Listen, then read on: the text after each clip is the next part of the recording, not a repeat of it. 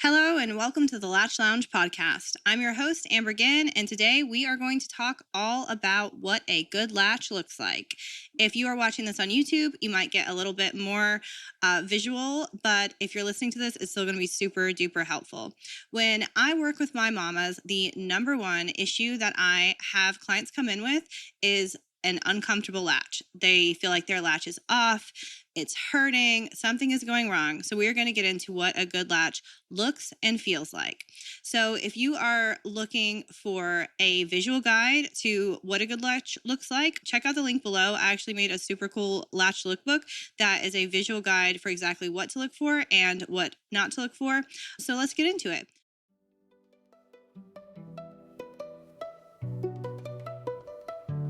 I'm Amber Ginn, IBCLC, and empowering moms in their breastfeeding journey is what I do.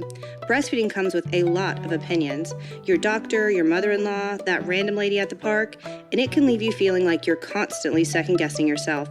That's why I created the Latch Lounge podcast, to cut through the noise and give you real, judgment-free, no BS advice that actually helps. Whether you're nursing, pumping, or combo feeding, this is the place for you to get the real support and information you deserve. So grab a drink, get comfy, and let's get into it. So first and foremost, I want to go into the discussion about breastfeeding hurting. So many people get torn apart on social media when they talk about the fact that breastfeeding should not hurt. What's the number one thing that moms come to me with? Pain with breastfeeding, right? That's the most common thing. Next to that's milk supply, but we talked about that last week. So yeah, pain with breastfeeding. I'm an IBCLC, been in practice for almost a decade. I've worked with thousands of moms, and I see moms dealing with breastfeeding pain every single day. So what does that tell us? Yes, we do not want breastfeeding to hurt, but it is so common. So when we think about this, we want to remember that optimal breastfeeding, so like breastfeeding in the perfect scenario, does not hurt. But most women, when they're figuring out how to get things going, they're figuring out how to get a good latch, how to work with their baby, how to work with their own anatomy, they're going to experience some level of pain. So if you are experiencing discomfort, don't let that discourage you. Just be curious about it and understand that shouldn't be happening, and there's plenty we can do to get it fixed. So first and foremost, let's go through what a good latch looks like. So when you have your baby on your breast, we want to be going for an asymmetrical latch. So if you think about your nipple and areola, because those are two different things, the nipple is the tip, the areola is the tissue around, like on this guy right here. If you think of this like a bullseye, this is the center where if you were shooting an arrow, you would want to hit the center right on the tip of your nipple, right? We want baby to be doing an asymmetrical latch, not a bullseye latch. We do not want baby coming on perfectly onto the boob. We want baby coming on chin first and up and over. So you want to have less of the areola of the top of the areola in baby's mouth and more of the bottom of the areola in baby's mouth. That's what we want to see, asymmetrical latch, not bullseye latch. From there, we want to make sure that baby's lips are flared out. So if you think of those old flare leg pants that used to be really popular back in the day, that's what we want baby's lips to look like. We don't want some janky situation where something is flared in the back and the top lip is not flared. We don't want bottom lip really flared and top lip really like crunched in and curled under. We want a nice big flare on both sides of baby's mouth. We don't want any tuck on top or bottom. If you are noticing that you're getting a bit of a tuck on the top, you can use your finger to gently roll that lip up. If it snaps right back, we want to be curious about what's causing that. If it won't move at all, we definitely want to be curious about that, because that is not a great sign and could be a sign of some sort of restriction going on, or at the very least, something that we need to do with positioning. From there, we want to be sure that baby's chin is making good contact with your breast. So that's going to be what makes contact first. And then from there, the top lip is going to come up and over. If baby's nose and chin are making like an equal amount of contact with your breast tissue, that is not ideal. We don't want that happening, because that's not going to have the right asymmetrical amount of areola in their mouths. If you are noticing that baby's nose is making some contact with your boob, we want to look at One big thing, how big are your boobs? If you've got really big boobs and they're just going to be all up in everybody's business, then that's not a bad thing. That's not the end of the world. What we don't want, though, is for baby's nose and chin to be making equal contact, except for in that situation if you are very well endowed, because in that case, it can be really hard. So if you're doing that, trust that if you've got that asymmetrical latch and things are feeling good, if some boob tissue is making contact with baby's nose, we're not gonna freak out, because if everything else is looking good, that's not the end of the world. So we definitely want to be sure that from there, we are looking at how is it feeling. So as I said, we don't want pain. We don't want pinching. We don't want to take baby off the boob and then we see our nipple looks like a tube of Revlon lipstick. We do not want that at all. So some things that you can look out for baby that will tell you things are not going good is that baby's cheeks look sunken in. We do want to see baby's cheeks look full. We don't want to see baby's nose making equal contact with the chin, except for when I said, in the case of the ladies who have big boobs, some contact is okay. As long as it's asymmetrical, that's okay. We definitely want to be sure that we're looking for nice full cheeks, asymmetrical latch, and some space with baby's nose. That's really, really important. So from there, the next thing we want to get into is what does the seal and suction look like? We want to make sure that that flared lips situation is definitely happening, but we want to make sure that there's a good seal. We don't want baby sucking in a lot of air. We don't want to see milk dripping out of the side of baby's mouth. We want to be sure that that seal is really, really good and that their suction is really good. So what does good suction look and feel like? Flared lips for one. As far as feel goes, you definitely want to feel some tugging, but no pinching, no pulling. So those are going to be the things you really, really want to keep an eye out for when it comes to secure seal and suction. So what you don't want to see, same thing like I said earlier, you don't want to see a bullseye latch. You don't want to see baby's chin tucked. You don't want to see baby's chin close to their chest. I'm going to give you that good unflattering double chin situation. You don't want the double chin happening with your baby. You want that front line open, which is why we want to make that chin contact first. And that's really going to be super duper helpful. If we're seeing that their lips are curled in and tight, that's definitely going to affect their ability to get a good seal and to have good suction. So the next thing that I really want to get into that I see so much information about now, which I'm so glad that people are at least talking about it, is body alignment. So while I'm so happy that everyone's talking about belly to belly, rolling baby in, that's so great. But a lot of times we're missing very important pieces on what really makes that effective. So belly to belly is super awesome. That's what we want to be driving for. That is what we want to be going for sure.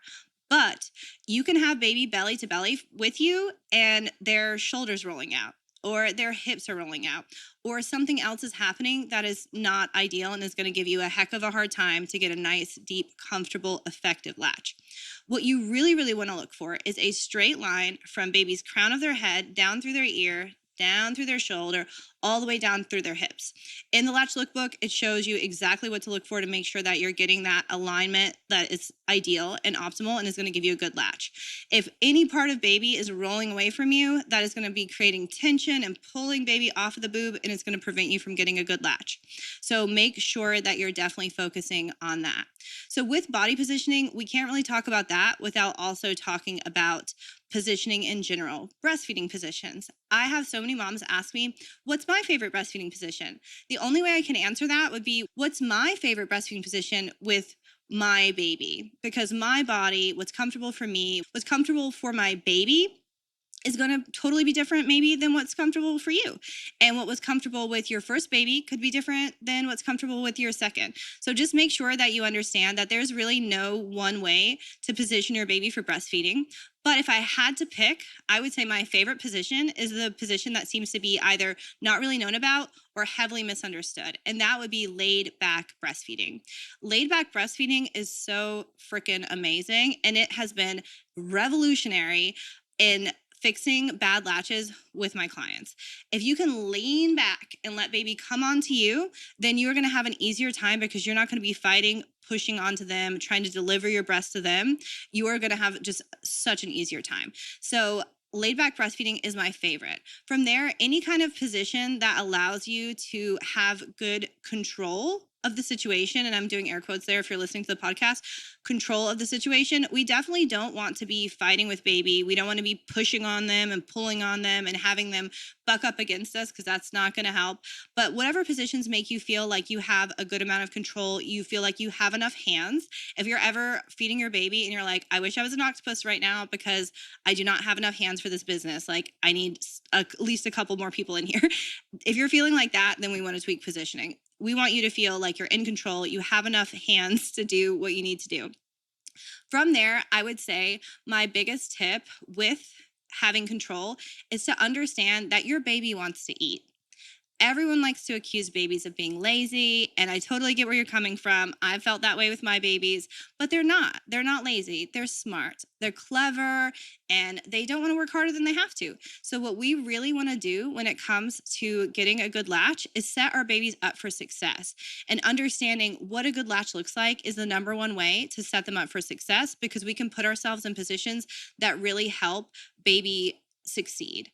With that said, I do want to say that remember, when you're breastfeeding baby, you want baby to come to you. So much easier to say that than to do it, because as mamas, we are so giving. We want to make things easy for them. We're like, stay there, honey. I'm going to bring this booby to you. But you are really going to be working against yourself when you do that. We want to let baby come onto us. We want to trust that they want to eat. We want to trust that if we got that latch and it wasn't great, we can unlatch them and we can try again. We don't want to feel like we're playing an arcade game and you go to throw the ball, and if you didn't get it in right then it's over. You lost your chance. Latching your baby is not like that. You can get a bad latch, use your pinky, gently unlatch, get baby back on the boob, try again. They want to eat. They want to work with us. They are clever and so well designed, and they want this to work too. So just trust that your baby is not working against you. Your baby is not on the other team. Y'all are on the same team, and you want the same end goal, which is effective, comfortable, joyful breastfeeding. So just always remember that. You can try again. You don't have to feel like if you missed your shot, it's like that scene in the Titanic where like the doors are closing, and like if the guy doesn't like get underneath, then he's trapped in the water, whatever, forever. It is not a situation like that. Make sure that you remember you can try again. So as far as body alignment, what we do not want to see there is baby's shoulders rolling out. We don't want to see that one side of their face is unevenly smushed into our boob. As babies get older, these rules change. When you are doing gymnastics with an older baby, your mileage may vary. Like if things are feeling good, if you made it that far, you clearly know what you're doing. But I'm talking about for newborn babies, we don't want to see their faces smushed. We don't want to see part of their nose being covered. We don't want to see any of that. We definitely want to see them nice straight line. So if we're having hips rolling out, if we're having shoulders rolling out, we want to get curious and we want to get that fixed. From there, the last thing I want to talk about, if you have a baby who is probably going to be really good at Muay Thai one day, aka when you try to latch them, they're doing all these like boxing moves and they're like smacking and doing blocks, know that that is normal. Your baby is not trying to fight you. It's not intending to smack your nipple out of its mouth. It's just testing out its reflexes. So my biggest tip is to let your baby have their arms around your boob like they're trying to give it a big old hug. Easier said than done sometimes, but understand that trying to pin baby's arms down in a swaddle is almost always going to work against you, and it's typically only going to make them more frustrated. If for whatever reason you want to feed your baby in a swaddle and you're getting a good latch, right on. Keep on trucking, that's great. But if you're struggling, let's probably loosen up their arms and let them use their arms, because their primitive feeding reflexes are heavily intertwined with their use of their arms. So in closing, my last tip for a really good latch and what you want to do to help set yourself up for success is keep that baby naked. Not literally naked, because we don't want to ruin all of your sheets and clothes, but diaper only for the first week if you can. I know those newborn outfits are so stinking cute, and you cannot wait to dress them up in those little frilly butted dresses and those cute little suits or whatever it is, but let's put that on pause and let's keep baby in the breastraunt near your boobs.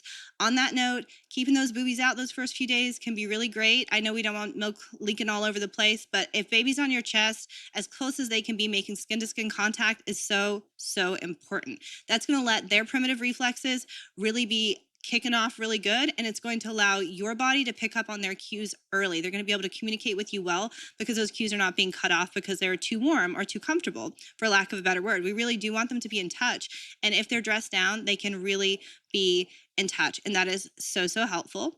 Finally, skin to skin is not just for the golden hour. Skin to skin is so important. I literally encourage clients who have 6, 12, 18-month-old babies, if they're having a struggle in their nursing journey, let's do some skin to skin. It is so good for you and it's so good for your baby. So please do not sleep on skin to skin. It is so good. Keep that baby in the restaurant, keep them dressed down in their diaper, and do all the things that we talked about here, and you will be having a much better latch. As I said, the Latch Lookbook, very inexpensive buy, super duper valuable, is going to show you exactly what to look for and what to avoid. Check that out in the link below.